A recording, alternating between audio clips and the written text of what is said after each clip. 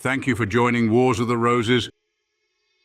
And this is Mark of the Craft, regular from the Encyclopedia of Freemasonry by Albert G. Mackey. Mark of the Craft, regular. In the mark degree, there is a certain stone, which is said in the instructions not to have upon it the regular mark of the craft. This expression is derived from the following tradition of the degree. At the building of the temple, each workman placed his own mark upon his own materials so that the workmanship of every Freemason might be readily distinguished and praise or blame be justly awarded. These marks, according to the lectures, consisted of mathematical figures, squares, angles, lines, and perpendiculars, and hence any figure of a different kind, such as a circle, would not be deemed the regular mark of the craft. Of the three stones used in the mark degree, one is inscribed with a square and another with a plumb or perpendicular, because these were marks familiar to the craft. But the third, which is inscribed with a circle and certain hieroglyphics, was not known, and was not therefore called regular. See also marks of the craft. Companion Alfred A. Murray submitted a memorandum in 1919 to the Supreme Grand Royal Arch Chapter of Scotland, which was in part as follows. A clear statement has frequently been requested as to the exact rules governing the form of marks.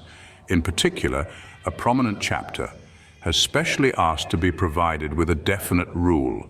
In consequence, the following memorandum was submitted to Supreme Grand Committee for the purpose of information, so that they might consider the subject and, if so advised, give an official ruling on the meaning of the Committee on Marks.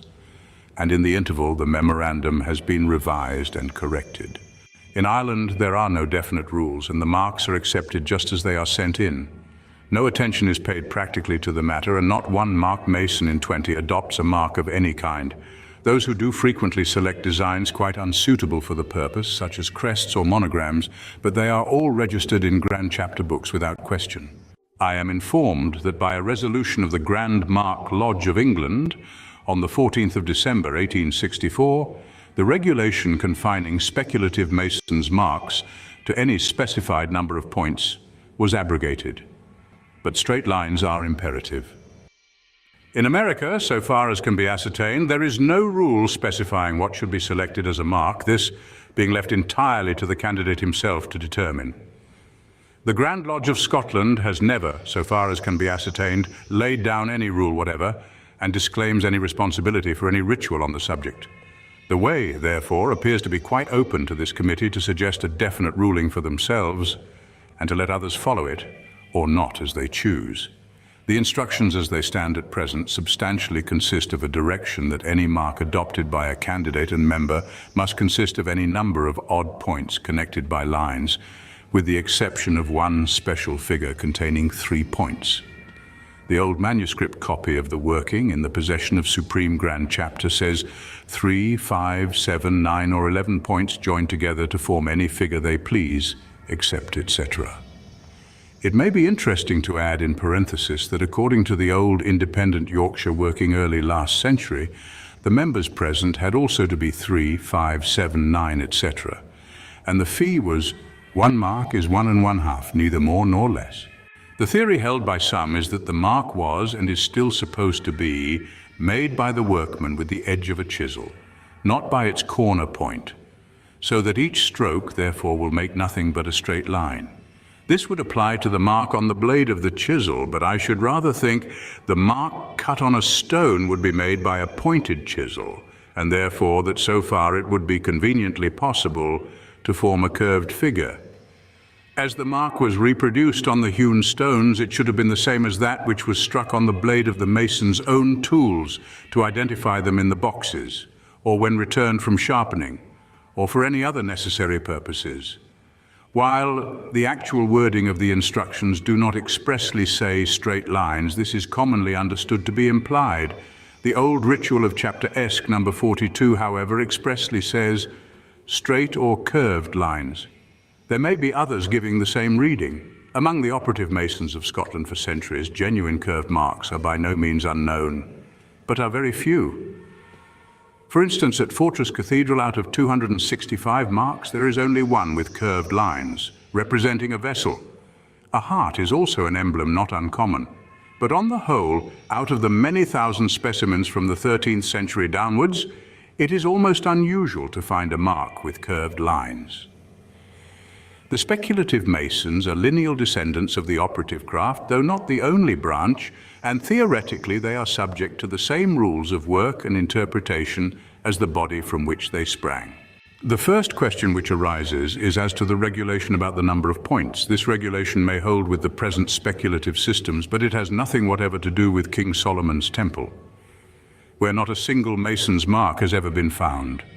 Indeed, there are no mason's marks on any known historic and ancient Jewish building, or at least if so, I am not aware of it. The story about a mark of approval made by an equilateral triangle and about juxtaposition marks is apocryphal. The regulation has no sanction or foundation in the practice of the operative craft. No system of counting will ever prove that such a rule existed operatively. Numberless specimens prove the contrary. There used to be a story current in the craft some 30 years ago that there was a distinction between the mark of a fellow of craft and that of a master mason, the former having an even number of points and the latter an odd number. The idea was a fad of some theorists and had no foundation in fact, except that when the agreement between the Grand Lodge of Scotland and the Supreme Grand Chapter of Scotland regarding the mark degree was entered into, it evidently ignored the fact that the markman and the markmaster were two separate degrees. The former worked after the second degree and the latter after the third. But the mark was chosen by the markman, and the indiscriminate use of any number of points for a mark, odd or even, is therefore, according to the basis of the theory mentioned, correct. Incidentally, it may be added that the part of our present ritual referring to the infliction of the penalty is incorrectly expressed. It was the entered apprentice who suffered, because he had no mark to present, not the fellow craft who presented his own mark. It is absurd to suppose that he suffered because he used the triangle instead of his proper mark. The American ritual I have seen solves this difficulty by making the markmaster present and withdraw his hand in a different way to that of his workman. Assuming, however, that the rule according to the ritual is to be observed, a difficulty arises as to what precisely is meant by a point which has to be counted. The instruction is that the mark must have a certain number of odd points connected by straight lines. Now every straight line consists of an innumerable number of points. Logically, therefore, the definition means and implies that every point in a straight line is not to be counted solely because it is in that line. Any point to be counted must be selected for some other reason. Now, according to the definition, it is quite clear that the end points of a straight line must be and are intended to be counted, because they are the points which are connected by a straight line. It is therefore beyond question that any point which is the beginning or ending of one or more straight lines must be a point to be counted according to the rules of the degree. The difficulty arises as to the counting when two straight lines intersect, or rather when they not merely intersect, but cross one another. In such a case is the point of intersection a point within the meaning of the instructions for the degree. Varying opinions have for the past half-century been held among Freemasons about this, but the old records rather support the rule that a mere intersection or crossing does not constitute a point. The point is and must be the end of a line and not merely a part of it in the middle. In the petition to lodge Mother Kilwinning in 1677, on which the warrant to lodge Canongate Kilwinning was granted, 9 out of the 12 petitioners append their marks. They are all composed of straight lines connected together. If crossings are not counted, there were 8 even and 1 odd. If crossings are counted, there were 3 even and 6 odd. One of them was even and had no crossing point. In the first minute book of the Lodge of Edinburgh, if crossings are not counted, about 2/3 of the marks are odd and the remaining 1/3 even. If crossings are counted, there is a slight preponderance of odd points. Robert Burns's mark had 11 points, but if the crossing is counted, it had 12. In the mark book of Chapter Edinburgh, for the first 50 years or so, if crossings are not counted, there are 33 odd and 40 even. If crossings are counted, the same proportion remains, but 134 out of 233 marks transgress the rules that straight lines only must be counted. The use of curved lines has, however, in this case, ceased for several decades. As in the case of the Roman Eagle Lodge, when the mark degree was introduced in 1785, a large number of the transgressing marks are not marks at all, but representations of Masonic symbols and emblems such as the hive, the irradiated sun, the ladder, the skull and crossbones, the heart, and so on. There are Jewish and other letters, a hand grasping an arrow or a sword or a pen or a musket. There is a horse vaulting a gate, and a lion passant, a clamshell, a stag's head, a man in the moon, a harp, the volume of the sacred law, an irradiated star, and a laurel branch, etc., all drawn illustratively. There are also several marks with points alone and no lines at all. There are also instances of, say, a shield with a triangle or a cross, or some entirely separate figure within it. Latterly, it is only too common to find puerile attempts to combine initials. To sum up, the main points for decision are: 1. Whether a point, a mere dot, can be counted if it is shown alone and not as part of a line. 2. Whether a point means the end of a separate and distinct line or a free salient angle. 3. Whether the lines must be straight or may be curved. 4. Whether the lines must all be connected or whether they may be disconnected, as for example a triangle within a shield, or dots or a small or large circle. 5. Whether the points must be odd in number.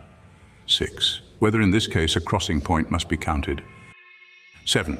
Whether in the same case a crossing point need not be counted unless desired, and if one is counted, must all in the same figure be counted. 8. Whether the points may be odd or even in number. In this case, it is not necessary to trouble about crossing points because they can make no difference to the ultimate result. As a closing remark, it ought to be added that, looking at the number of different marks required for the large number of members now being admitted, if any mere point of intersection is allowed to be counted, it will make it greatly easier to multiply the available number of possible marks.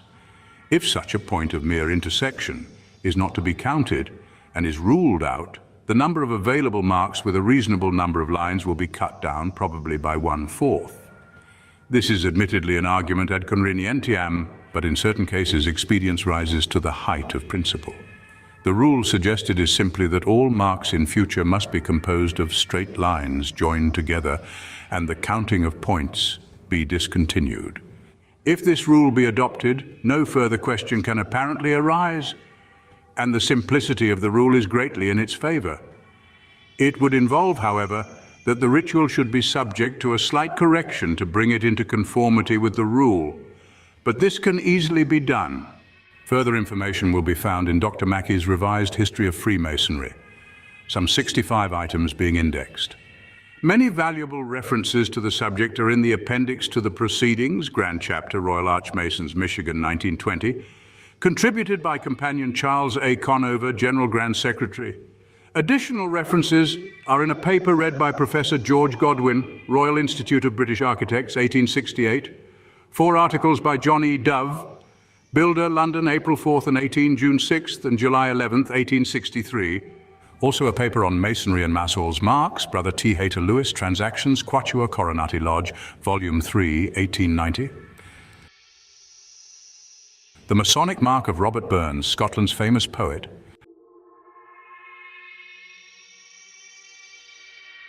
Thank you for watching, and please don't forget to share, like, subscribe and comment, and if you can, please consider donating to Wars of the Roses. Links to PayPal and Patreon are in the description. Thank you so very much.